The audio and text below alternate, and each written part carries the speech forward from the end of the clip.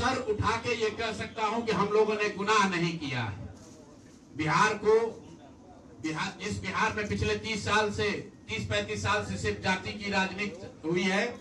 वहां पर इस समाज में जातियों का जहर फैलाने का गुनाह नहीं किया है। हम लोगों ने बिहार में हिंदू मुस्लिम की राजनीति नहीं की है। लोगों को धर्म के नाम पर बांटने का गुनाह नहीं किया है। हम लोगों ने बिहार की गरीब जनता को, भोले वाले लोगों को पैसा देकर उनका वोट खरीदने का गुनाह नहीं किया है। जिन लोगों ने ये गुनाह किया होगा, अगर वो आज जीत भी गए हैं तो उनको उसका हिसाब देना ही पड़ेगा। वो आज दे या कल दे, वो होगा ही होगा। मैं पिछले 2.5-3 सालों में अपने वक्तव्यों में अक्सर महाभारत के चक्रव्यूह की, अभिमन्यु के वध की कहानी सुनाता रहा हूं। जिस धर्म युद्ध की बात हम लोग करते हैं, पांडवों के साथ स्वयं भगवान थे, स्वयं भगवान कृष्ण थे, फिर भी अभिमन्यु को घेर कर छल से मार दिया गया।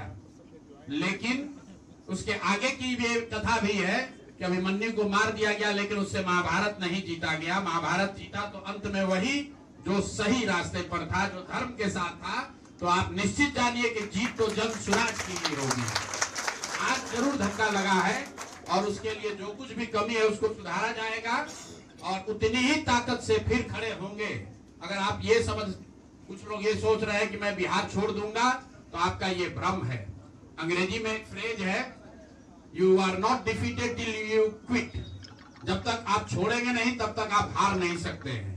तो प्रशांत किशोर की और जन सुराज में मेरे साथ जुड़े हुए साथियों की बिहार सुधारने की जो जिद है, उस जिद के सामने दूसरा कुछ भी इस जीवन में नहीं है।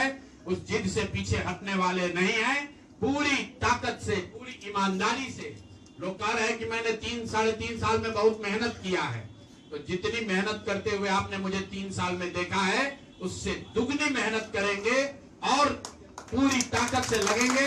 पीछे हटने का सवाल नहीं है। जब तक बिहार को सुधारने के अपने संकल्प को पूरा न कर लें, तब तक पीछे हटने का कोई सवाल ही नहीं है। अब चुनाव के परिणामों को लेकर जो बात है, उस पर बहुत विवेचना हो रही है। आपने भी कहा, बड़े बड़े विशेषज्ञ आकलन कर रहे हैं। कोई बता रहा है कि पैसे से जीत लिया गया, कोई बता रहा है कि लालू जी के डर से ध्रुवीकरण हुआ इसलिए जीता गया। कुछ लोग बता रहे हैं कि जातियों की बात अभी पूरी तरह खत्म नहीं हुई। मैं यहाँ चुनाव के विश्लेषण के लिए नहीं बैठा हूँ, लेकिन एक बात तो बिल्कुल स्पष्ट है कि पहली बार स्वतंत्र भारत के इतिहास में और खासकर बिहार में पहली बार ऐसा हुआ है कि कोई चुनाव जिसमें सरकार ने करीब करीब 40,000 करोड़ रुपया जनता के पैसे को खर्च करने का वादा किया है। और मुझे लगता है कि वही एक कारण है जिसकी वजह से एनडीए को इतना बड़ा बहुमत मिला है। मैं सिर्फ आपके ध्यान में लाना चाहता हूं कि 10,000 रुपए की बड़ी चर्चा हो रही है। लोग बता रहे हैं कि 10,000 पर लोगों ने वोट बेच दिया। बिल्कुल नहीं है, ये बात सही नहीं है।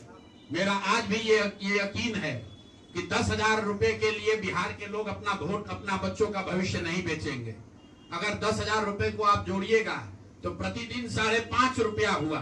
5.5 रुपए में कौन अपना वोट बेचेगा? लोगों ने 10,000 रुपए के लिए सिर्फ वोट नहीं बेचा है।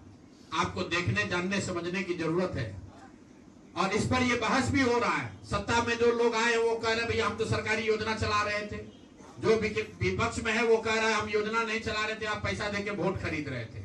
इसका कोई अंत नहीं है, इस बहस का कोई अंत नहीं है। चुनाव आयोग पर लोग टीका टिप्पणी कर रहे हैं, वो चुनाव आयोग का विषय है। बिहार के बेटा होने के नाते, बिहार के नागरिक होने के नाते मेरा बस एक ही प्रश्न है।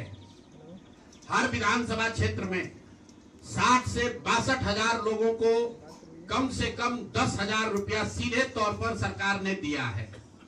सिर्फ 10,000 रुपया नहीं दिया, ये कहा कि आपको स्वरोजगार के लिए 2 लाख रुपया दिया जाएगा और उसकी पहली किस्त के तौर पर, बयाना के तौर पर 10,000 रुपया उसको दिया गया। और पूरा सरकारी तंत्र लगाया गया लोगों को ये बताने के लिए कि अगर आप एनडीए को वोट देते हैं तो आपको 10,000 रुपए के साथ साथ आने वाले 6 महीनों में 2 लाख रुपए तक की सहायता मिलेगी।